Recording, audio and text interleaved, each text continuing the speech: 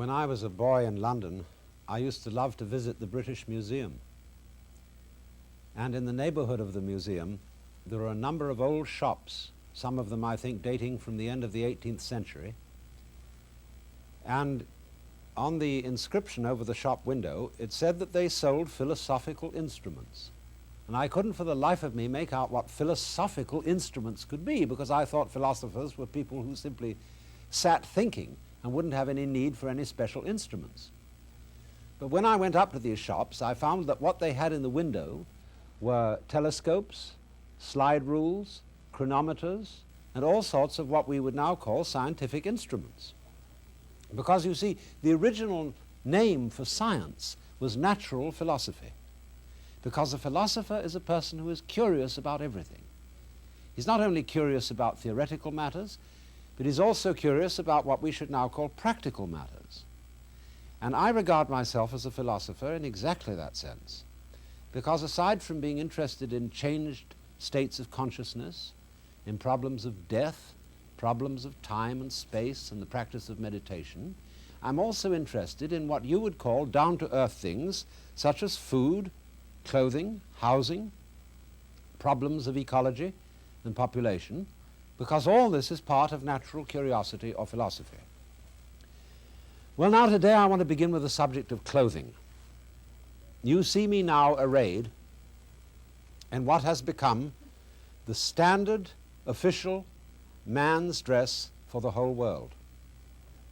The business suit, derived from England, popularized by the Americans, adopted by the Japanese, the Indonesians, the Indians, the Persians, the Arabs. Everybody on the face of the earth is now tending to go around dressed like this, in a peculiar form of clothing which derives from military uniforms, because you will notice that it has buttons on the sleeve. Now, what do you suppose those are for? They don't fasten to anything. Originally, though, on the uniforms from which these coats are derived, there were a whole row of buttons all the way up. And they were on military uniforms or uniforms worn by servitors to prevent them from wiping their noses on their sleeves. And then it has these curious lapels. And goodness knows what purpose these serve. Sometimes people turn them up to try and protect themselves from the rain, but they're not really very effective. And then you have to wear this extraordinary shirt, which is extremely difficult to fold up if you've tried and you're not an expert laundress. And you have to strangle yourself with a necktie. Also, you have to wear pants, British trousers, which is the most devastating garment for men. Trousers are worn by Chinese women. Chinese men, in the old times, before the era of Mao Zedong, wore skirts, because trousers are a garment suitable for shapely women.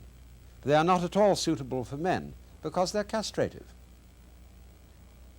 and extremely uncomfortable, especially if you want to sit on the floor. To wear a business suit and be comfortable, you invariably have to sit on a chair, because if you don't, your trousers will become baggy at the knees. And a coat, as you know, when you try to put it in a suitcase, is very difficult to fold.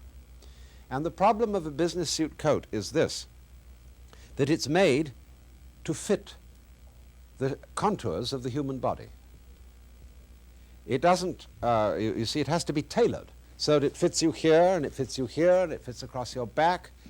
And all this requires a very complex process so that it will snugly fit around you like this and show up your form, which is all very well if you have a slim form and you haven't begun in later age to develop a protuberance here, as we naturally do. And then, of course, also, how about keeping these trousers suspended? I still can wear a belt, but the time is going to come when I'm going to have to wear suspenders, which is a kind of block and tackle contraption underneath here, which is another and further inconvenience. But it just does astonish me that all over the world, men are putting up with this drab, funereal uniform, looking like undertakers and ministers, when they could be much more comfortable, so that I could be just as respectable, just as proper, just as demure, and instead of this, come on like this, which is the Japanese kimono, as worn not so much in modern times as 50 years ago by all Japanese gentlemen. Now, this is one of the most extraordinary garments ever made. To begin with, it's completely comfortable. You feel absolutely relaxed underneath it. Nothing is restricting you anywhere. And it has these tremendously capacious sleeves, which are immense pockets into which you can put anything you want. I mean, you know, you can put your wallet in there, and pipe and tobacco and cigarettes and money, anything you want. And you also can put things in here. And then it's quite proper for you to carry a fan. And when the weather's too hot, you can just cool yourself off. And this outward garment here is a coat for cooler weather, or for rather proper occasions when you should be wearing it. It's called the haori. You can take the haori off and just wear what's underneath, and you see more or less the same thing as before, with the big sleeves and the enormous pockets. And I want you to notice a peculiar thing about a kimono, and we can show it from the haori, and that is that it's entirely cut from rectangular pieces of cloth. You see? The cloth has not been shaped to fit the human body. Cloth is naturally rectangular because of its being woven material with a perpendicular warp and a horizontal woof. And so cloth, of its own accord, comes out in rectangles. Now, in designing this form of clothes, we do not alter the rectangular nature of the cloth. We do not attempt to shape it in any other way so as to force it to fit the curves of the human body. But if we honor the nature of cloth in that way and respect its nature, curiously enough, it respects our nature. Because if you hang rectangular cloth upon you, it falls in folds which give you a kind of natural dignity. When you shape the cloth to you, you begin to look more and more like a monkey. But when you allow the cloth to hang upon you and follow its own nature, you look more and more like a prince. So this is the essential principle of Japanese clothing. Now, the Japanese, as I said, have been abandoning this clothing, and I asked one of them why. Well, the first thing he said is, it's impossible to run for a bus in a kimono. And that's perfectly true. You cannot run in this garment. You have to walk at a dignified pace. And I think that's very good for us. I don't think any self-respecting person should ever run for a bus. That we need, above all things, to slow down and get ourselves to amble through life instead of to rush through it. And therefore I consider that this garment, commonly worn by men, would have an enormously beneficent effect on American civilization, that we should be much more comfortable, much more at ease, much more dignified. I wear one all the time, not quite as formal as this, but I always wear a kimono around my home. And next I'm going to show you the exact style of kimono that I would wear for normal purposes of relaxation. And that is called the yukata. It is a cotton kimono, which the Japanese businessman who would have worn the clothes that I was just showing you would don when he gets home. He takes a very hot bath in an enormous tub where practically all the family can sit together. It's a wonderful institution. That's the first thing you do when you get back from work. You don't wash inside the tub. You wash outside the tub by taking a bucket and sloshing yourself with water from the tub. And then you soap yourself and rinse off. And then you go and sit in the bath, and the steam rises all around you, and you smoke cigarettes and chat with all the family. And that's the greatest kind of bath in the world. And then back you get afterwards into your yukata, and in this it is perfectly permissible to go out strolling in the streets in the evening. This, of course, is a warm weather yukata made of cotton. There is a cold weather yukata which is different. It's called a tanzen, and it's made very often of silk and is padded. But this light garment has exactly the same principles as the other kimono I showed you, because it has still the same big pocket sleeves and still the possibility of sticking things inside here.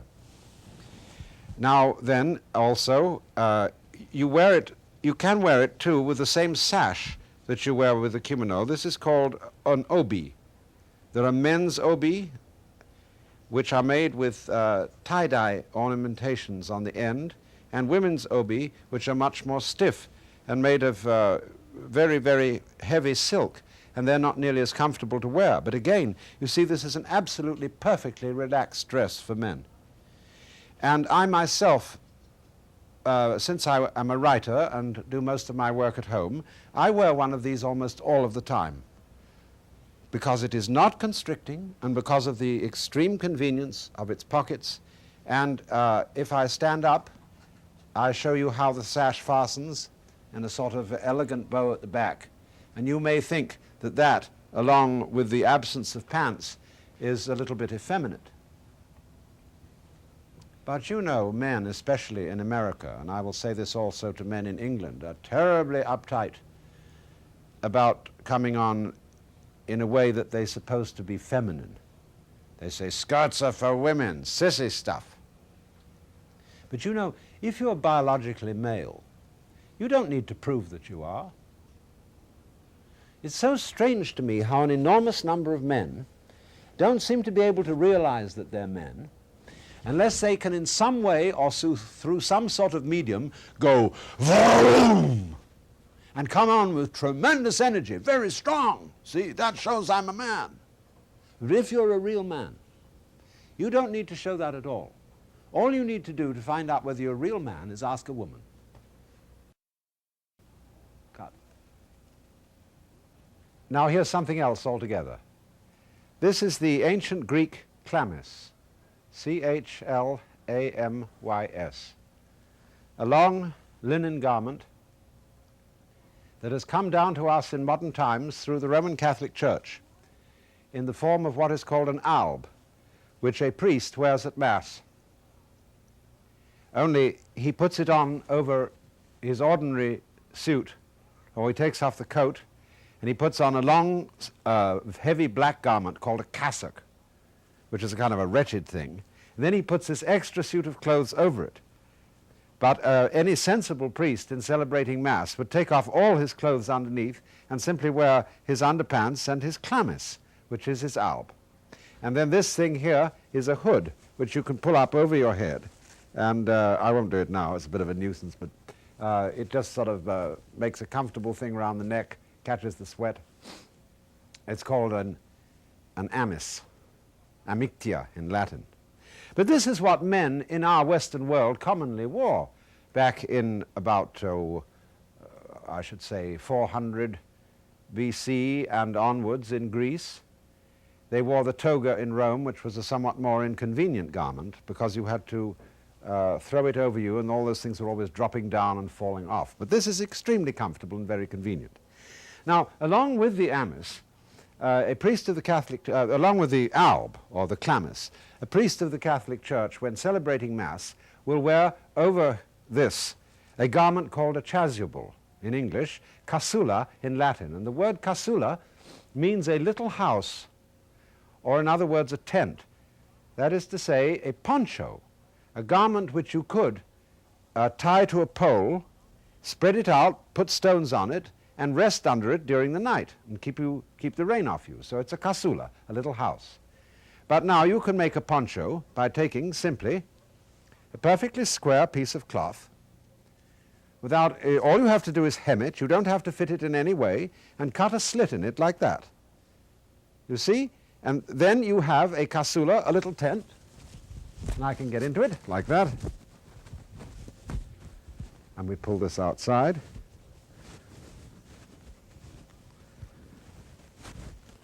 And you see, without any tailoring or fitting, you would once have a really very dignified and becoming garment.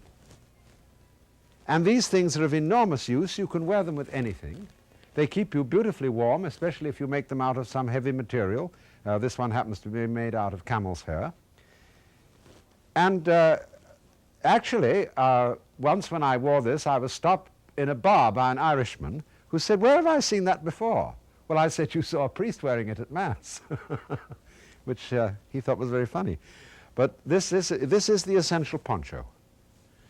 And it gives, again, great freedom of movement. Your hands are free, and it's very warm, and you can wear it over such loose-fitting clothes as these and be extremely comfortable, not castrated, and at your ease.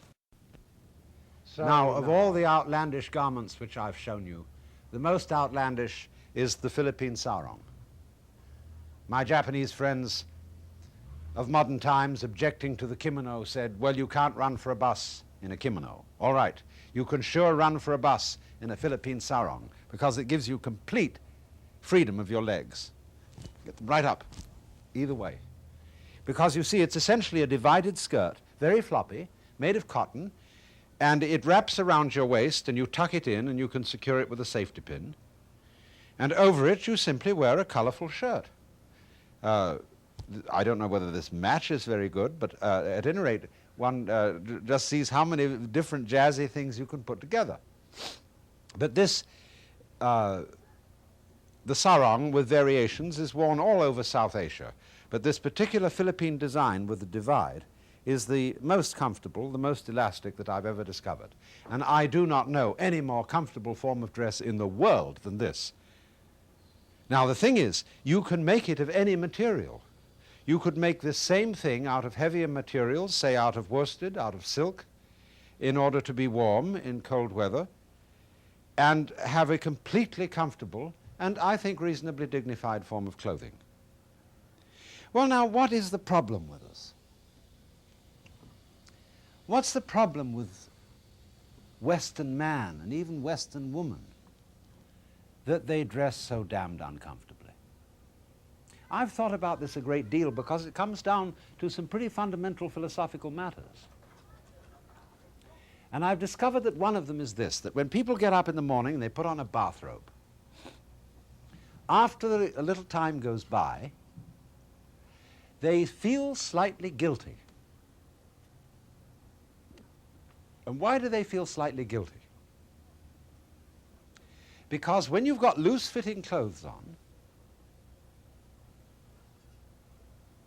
you may have a slight suspicion that you don't really exist. In other words, you're not strapped in. Because all people of action wear big belts like military, you know? Boots, things that clutch you tightly. And then you feel, because of the pressure upon your skin, you're really there. Now, this is a very serious mistake, especially for soldiers.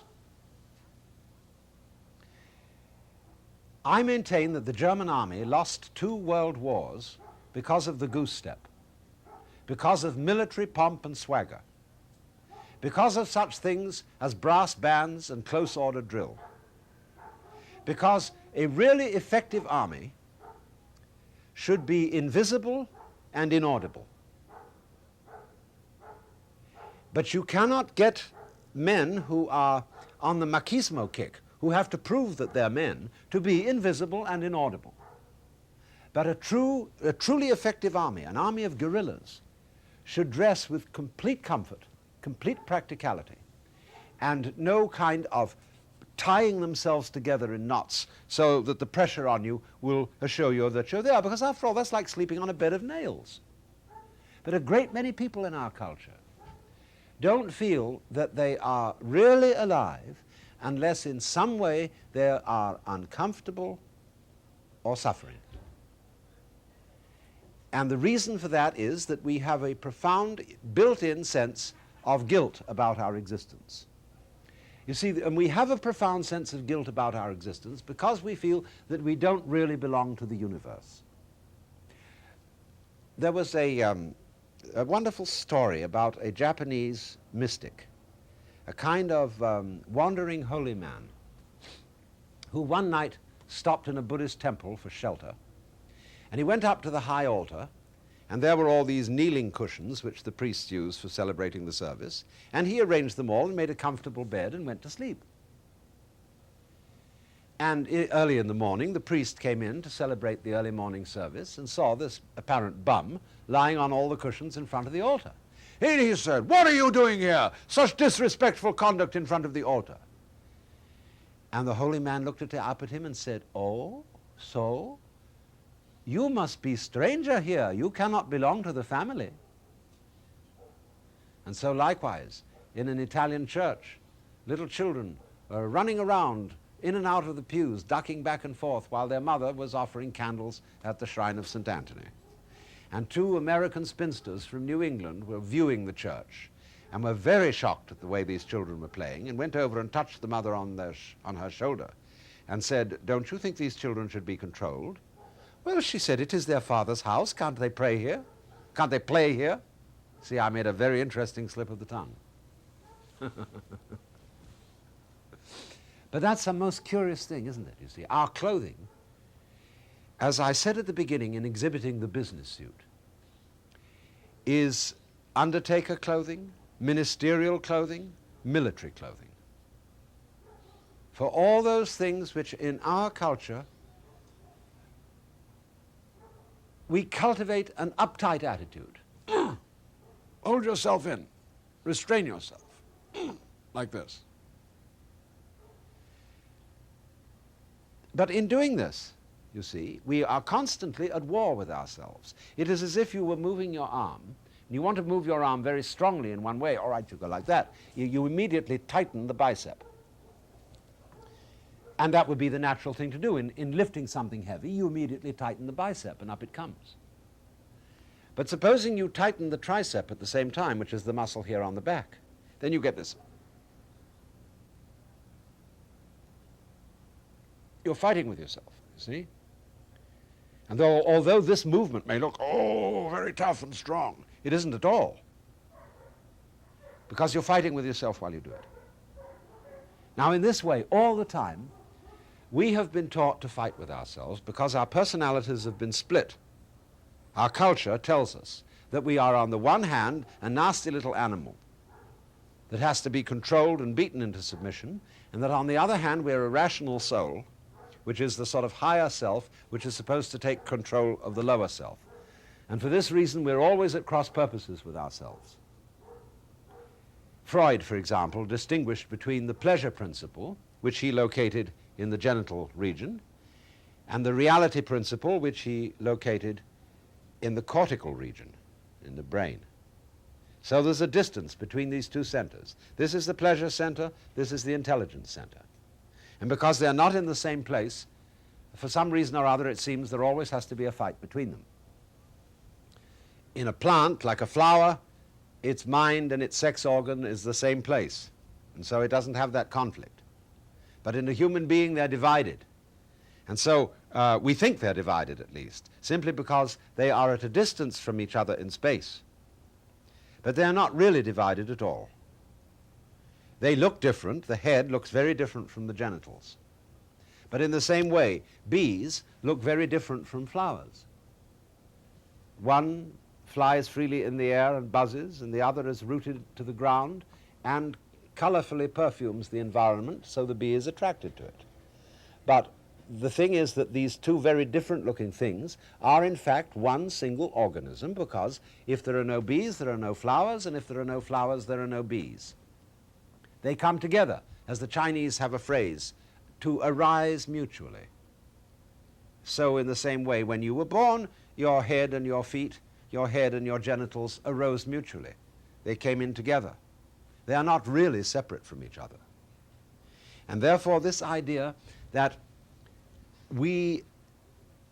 that discipline, that living an ordered life, consists in controlling yourself. That is to say, by having one self that needs to be controlled and another part of yourself which is the controlling one, is nothing but creating a conflict and a disturbance inside yourself. You have to get with yourself in order to control yourself. In other words, if I want to open my hand, it opens like that. I don't know how it does it, but it just does it like that. But if it were necessary for me to open my hand to do this, you see. And then when I had to pick up something, like, well, here's a cigar, and I need to pick it up with my right hand, so I have to do this.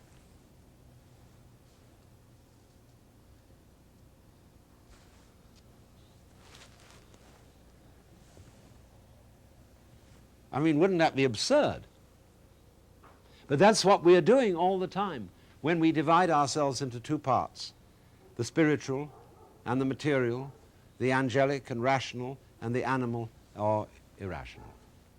And so constantly we're holding clubs over ourselves, and that is one of the reasons, therefore, why when you get up in the morning and you put on your bathrobe and you feel at ease, that after a while you begin to feel guilty. Because you feel you should be, as we say, dressed and in your right mind, so that you can go out and be a person of action. You can go to the office and feel that there it is. Now that's another thing which makes the philosopher comment in connection with clothing, is commuting. Every day in the urban areas, millions of people are absolutely wearing themselves out, tearing their nerves to distraction by going along the freeways in a car, fouling the atmosphere to do their work. And their work, you see, is completely divorced, something quite separate from their play. Now this is one of the great insanities of our civilization. Every sensible person should get paid for playing. If you don't get paid for playing, something's wrong with you. You haven't learned the art of life. And furthermore, in most kinds of business, especially clerical forms of business, where you need an office for paperwork and so on, you don't need an office if you've got a telephone. The telephone company can show you how to do anything in the world you want to do by way of business by phone, so that you can cut down the enormous amount of time wasted in rushing around commuting. You can stay at home and do your work from there. But we have got this idea that work is one thing and play is another. Therefore we have work clothes, and the business suit is not a practical form of work clothes, and we have play clothes.